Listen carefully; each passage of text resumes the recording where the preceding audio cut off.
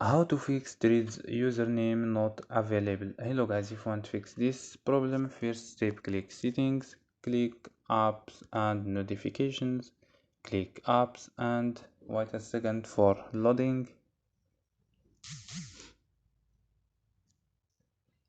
Scroll down for search your app or click here and search.